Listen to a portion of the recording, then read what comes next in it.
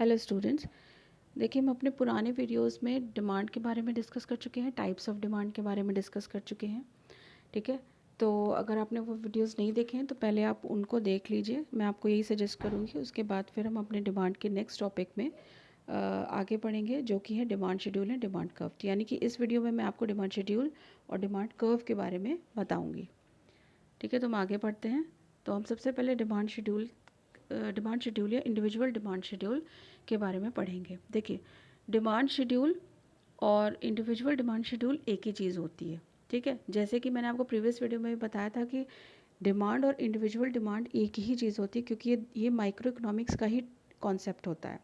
ठीक है, micro economics में हम जो भी कॉन्सेप्ट को पढ़ते हैं वो एक सिंगल कंज्यूमर के ऊपर अप्लाई होता है, और इसी वजह से हम चाहे इंडिविजुअल डिमांड बोलें यानी एक पर्सन की डिमांड, और या फिर सिंपली डिमांड बोले, उसको दोनों का एक ही मतलब होता है। उसी तरीके से डिमांड शेड्यूल और इंडिविजुअल डिमांड शेड्यूल भी एक ही चीज़ होती है। ठीक है, यानी कि हम यहाँ पर एक सिंगल कंज्यूमर की डिमांड शेड्यूल के बारे में बात कर रहे हैं। अब सबसे पहले हम देखते हैं कि डिमांड शेड्यूल होता क्या है। तो ये बहुत ही सिंपल सा कॉन्सेप्ट होता है। डिमांड शेड्यूल जो होता है वो एक टेबल होता है।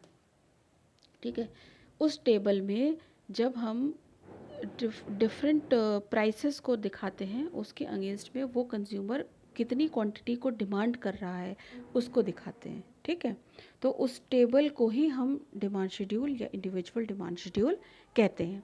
The table relating to price and quantity demanded is called demand schedule. Simple, बिल्कुल सिंपल लैंग्वेज में इसमें एक्सप्लेन किया हुआ है कि जो कोई भी टेबल जिसमें हम सिर्फ जो दो चीज़ों को दिखाएं, दो चीज़ों को शो करें, पहला प्राइस, और उसी प्राइस के अगेंस्ट में वो कंज्यूमर कितनी क्वांटिटी को डिमांड कर रहा है, एक कमोडिटी की कितनी क्वांटिटी को डिमांड कर रहा है, तो इसी टेबल को हम कहते हैं डिमांड शेड्यूल।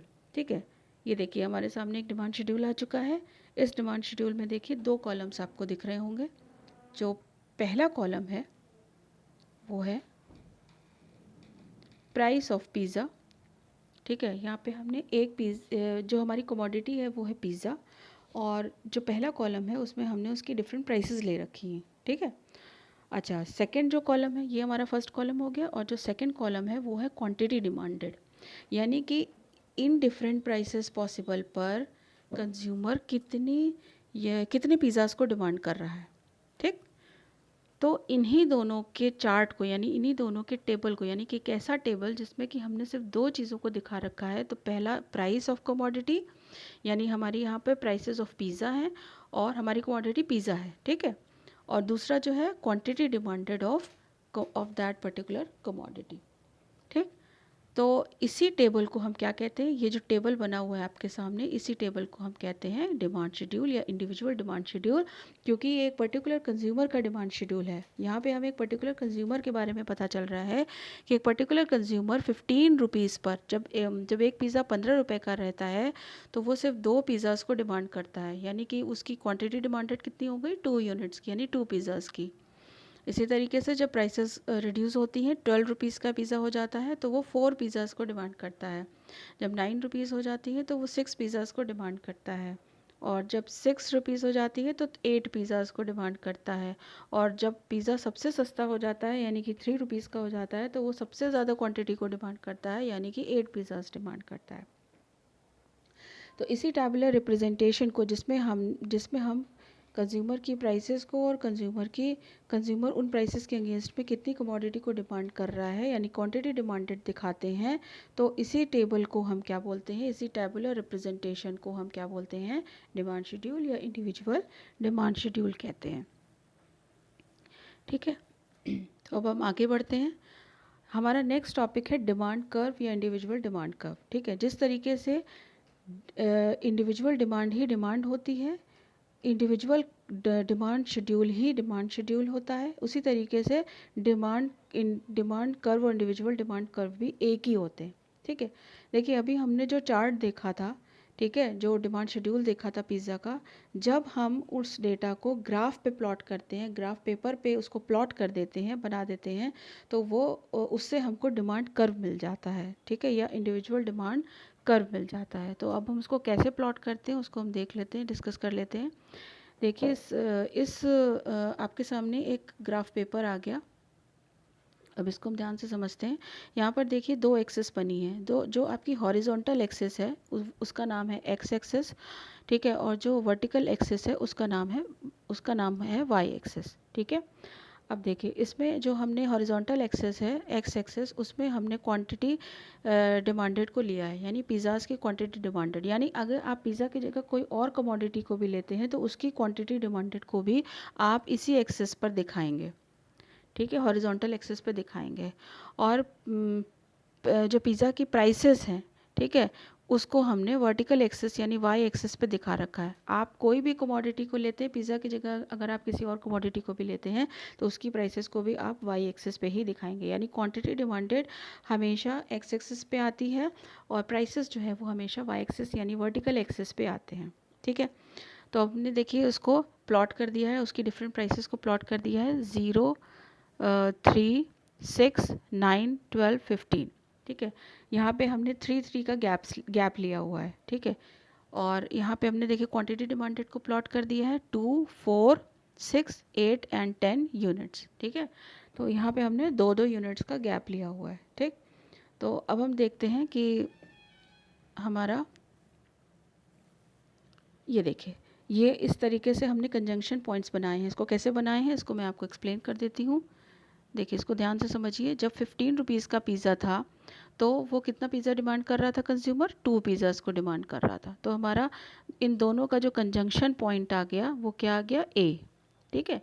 इसी तरीके से जब पिज़्ज़ा की प्राइसेस रिड्यूस हो गई यानी 15 रुपीज़ से 12 रुपीज़ आ गया, ठीक है, तो उसने अपनी यूनिट्स को बढ़ा दिया, यानी जो कंज्यूमर है वो ज़्यादा पिज़्ज़ा को डिमांड करने लगा।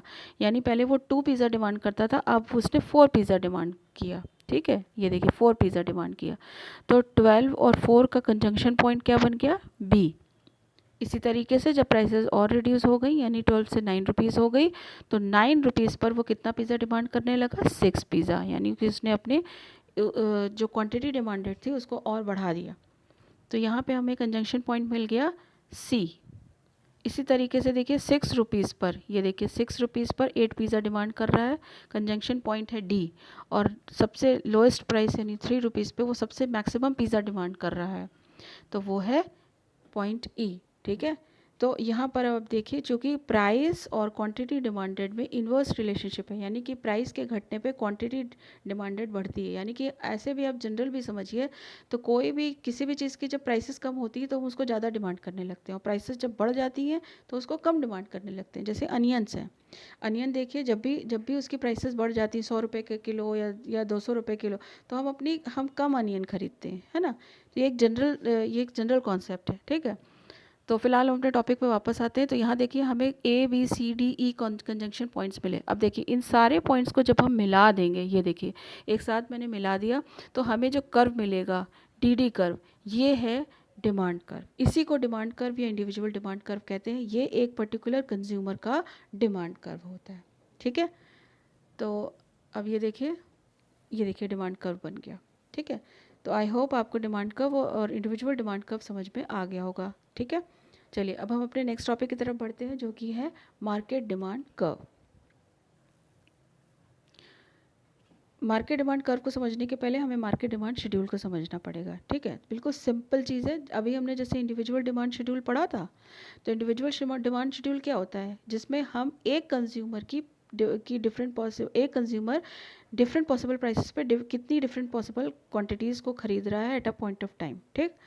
और मार्केट डिमांड शेड्यूल क्या हो जाएगा, जब एक मार्केट में हम जितने भी कंज्यूमर होते हैं उनकी सबकी डिमांड को एक साथ जोड़ देंगे, यानी कि सबको ऐड कर देंगे, तो हमारे पास क्या आ जाएगी, उस पर्टिकुलर मार्केट की मार्केट डिमांड आ जाएगी, ठीक है। तो उसी को जब हम टेबल में दिखा देंगे, उसी को जब हम टेबुलर रिप्रेजेंटेशन कर देंगे, तो वो मार्केट डिमांड शेड्यूल बन जाएगा, ठीक है। तो इसको हम इसकी डेफिनेशन पढ़ते हैं।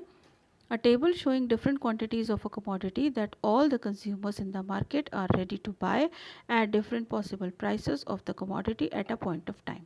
यानी एक पर्टिकुलर मार्केट में जितने भी कंज्यूमर्स हैं वो एक कमोडिटी को, ठीक है, एक पर्टिकुलर कमोडिटी को डिफरेंट पॉसिबल प्राइसेस पर के अगेंस्ट कितना यूनिट्स उसकी खरीद रहे हैं, ठीक है, उसको जब हम टोटल सारे जितने भी कंज्यूमर्स हैं मार्केट में, जब हम उसकी क्वांटिटी डिमांडेड को ऐड कर देंगे तो हमें मार्केट डिमांड मिल जाएगी। ठीक है, तो अब हम इसको एक टेबल के माध्यम से समझ लेते हैं और यही टेबल ही मार्केट डिमांड शेड्यूल कहलाता है।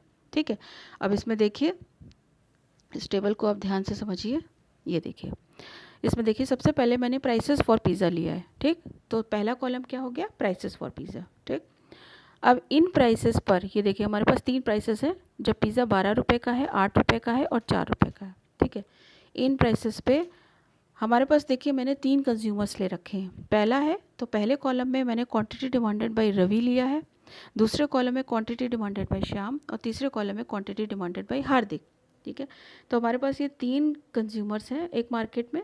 आप और भी आप चाहें तो और भी कंज्यूमर्स ले सकते हैं। मैंने यहाँ पे आपको 3 कंज्यूमर्स की हेल्प से इस टेबल को समझाना चाह रही हूँ। ठीक है, तो पहले कॉलम में देखिए क्वांटिटी डिमांडेड बाय रवि, यानी कि जब 12 रुपये पिज़्ज़ा का रहता है तो रवि जो है वो 1 यूनिट को डिमांड करता है, यानी 1 पिज़्ज़ा डिमांड करता है।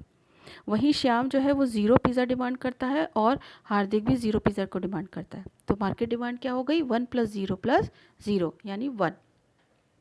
इन तीनों को हम जोड़ देंगे तो मार्केट डिमांड हो गई, यानी 12 रुपये पर जब पिज़्ज़ा की प्राइस 12 रुपीज़ है, एक सिंगल पिज़्ज़ा आपको 12 रुपीज़ का मिल रहा है, तो आपकी मार्केट डिमांड कितनी हो गई, मार्केट डिमांड यानी तीनों कंज्यूमर्स की, मार्केट में जितने भी कंज्यूमर्स हैं उनकी डिमांड कितनी हो गई, 1। ठीक है, 1 यूनिट। ठीक, फिर उसी तरीके से जब प्राइसेस जो है वो पिज़्ज़ा की 8 रुपये हो जाती है, 8 रुपीज़ हो जाती है पर पिज़्ज़ा, तो रवि जो है वो 2 पिज़्ज़ाज़ को डिमांड करता है, श्याम 1 पिज़्ज़ा को डिमांड करता है और हार्दिक 0 पिज़्ज़ा को डिमांड कर रहा है, वन या वो एक भी नहीं खरीद पा रहा। ठीक, तो हमारी जो मार्केट डिमांड है वो कितनी हो गई, 2 + 1 + 0, तो कितनी हो गई, 3 यूनिट्स हो गई।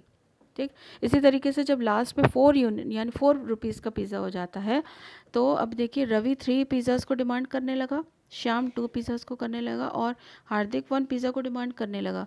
तो तीनों को जोड़ देंगे तो हमारी क्या निकल आएगी, ऐड करेंगे तो मार्केट डिमांड निकल आएगी, यानी 4 रुपीज़ पर 6 मार्केट डिमांड आ गई।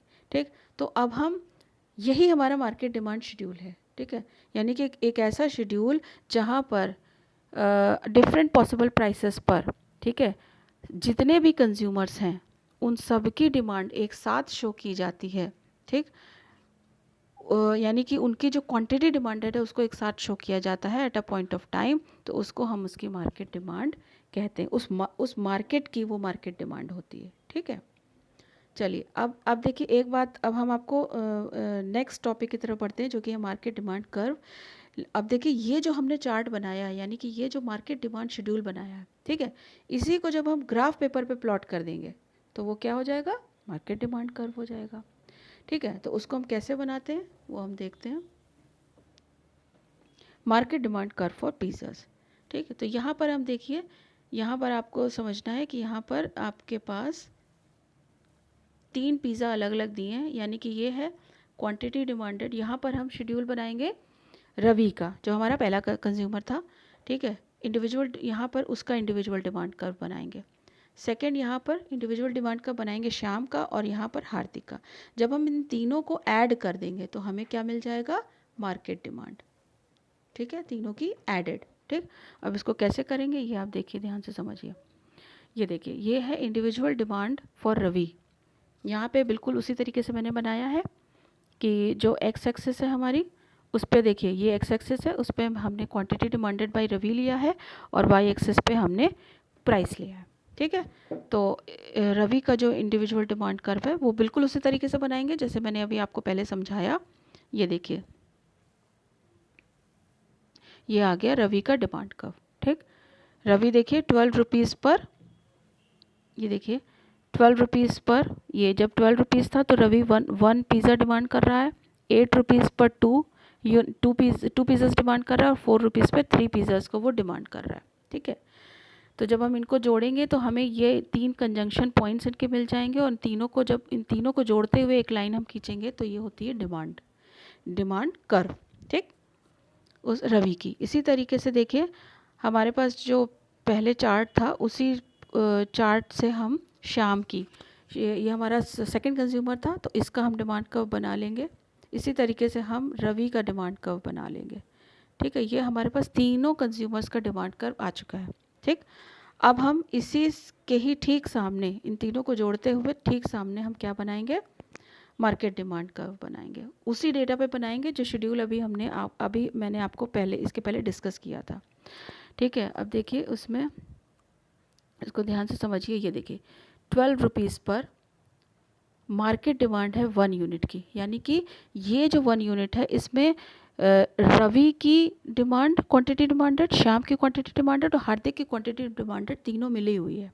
ठीक है, इसी तरीके से जब मार्केट में पिज़्ज़ा की प्राइसेस 8 रुपये हो जाती है तो तीनों कंज्यूमर्स की मिला करके 3 यूनिट्स होती है। ठीक है, यानी तीनों कंज्यूमर जो है उनकी क्वांटिटी डिमांडेड कितनी है, 3 यूनिट्स। इसी तरीके से जब 4 रुपीज़ पर पिज़्ज़ा होता है मार्केट में तो तीनों कंज्यूमर्स की डिमांड मिला करके 6 यूनिट्स हो जाती है। ठीक है, तो अब ये देखिए इन्हीं तीनों कंजंक्शन पॉइंट्स को जब हम जोड़ देते हैं तो ये बन गया हमारा मार्केट डिमांड कर्व। ये देखिए this is the market MD, this is the market demand curve. अब देखिए इस इक्वेशन को समझ लेते हैं। इस इक्वेशन में भी वही चीज़ कह रहा है जो मैंने अभी आपको समझाई कि DR मतलब हो गया डिमांड फॉर रवि, इसको जोड़ेंगे डिमांड फॉर श्याम से, इसको जोड़ेंगे डिमांड फॉर हार्दिक, यानी कि तीनों हमारे मार्केट में 3 कंज्यूमर थे, तीनों की डिमांड को मैंने जोड़ दिया तो बन गई मार्केट डिमांड। ठीक है, तो आई होप ये कॉन्सेप्ट आपको क्लियर हो गया होगा। ठीक है, अब हम मिलेंगे अपने नेक्स्ट वीडियो में एक नए टॉपिक के साथ। Till then bye.